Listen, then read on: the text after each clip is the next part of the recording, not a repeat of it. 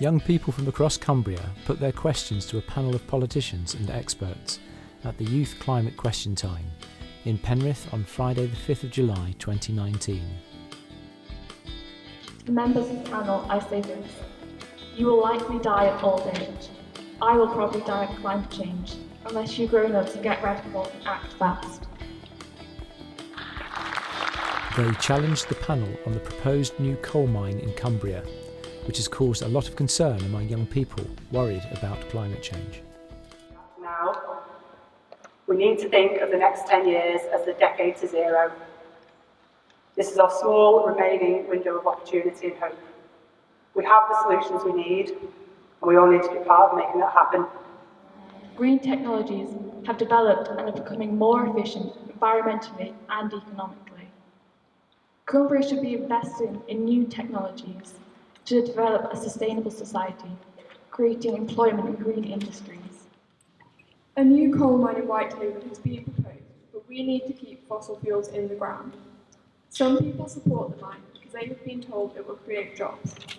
Do you think these jobs outweigh the impact on the climate? Or do you think the government should be investing money in Cumbria to support new sustainable jobs instead? What are we doing? What on earth are we doing opening a new coal mine in Cumbria at this point in our history?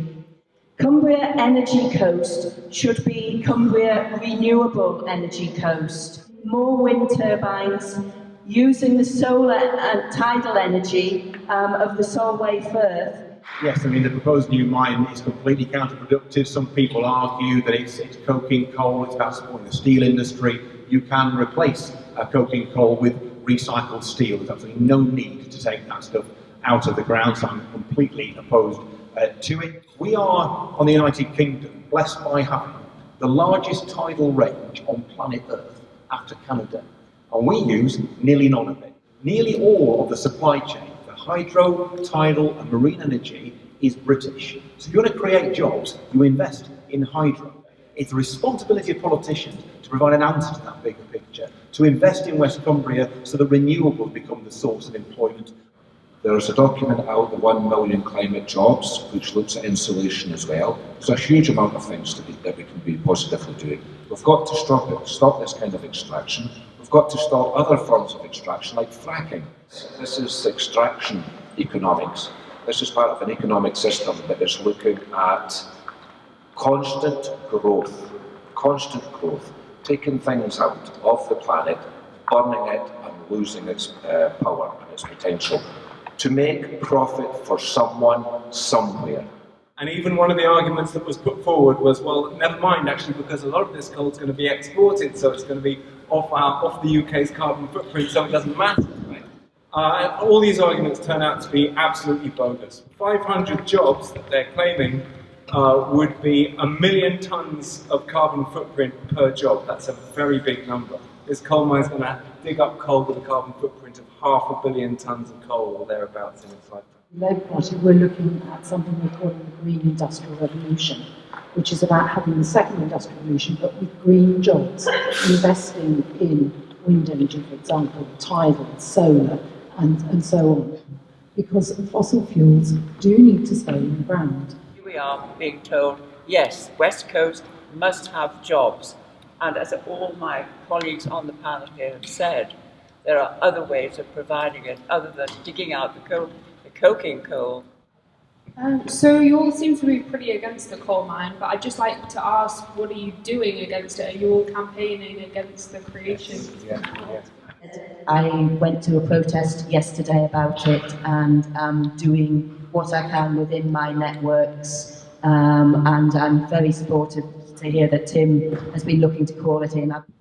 Yes, and the day after, or the day that the mine was passed, by the planning committee, I wrote formally to the Secretary of State to call in the decision, which is an official spanner in the works. And so I hope it works, and the more people who write to the Secretary of State, the better. At the very least, they might think of something better to do rather than proposing a mine in the time when it takes them so much effort to deal with a call-in.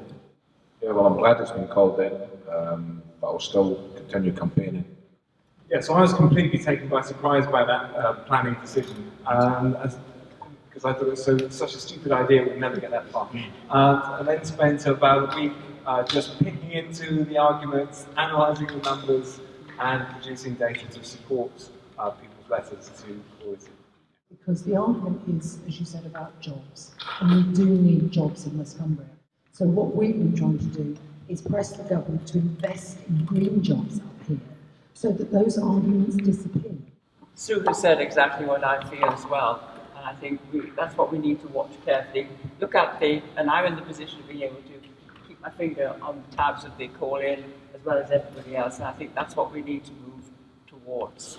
When we're talking just about people taking individual actions, that is not enough.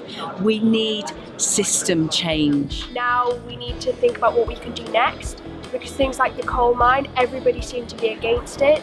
So I think if everybody works together, then we could actually have an impact on that instead of just people working alone. Join our young people in taking action to stop the climate crisis. Email your MP and councillors. Get involved in community responses. Cut your personal carbon footprint. Find out more at our website.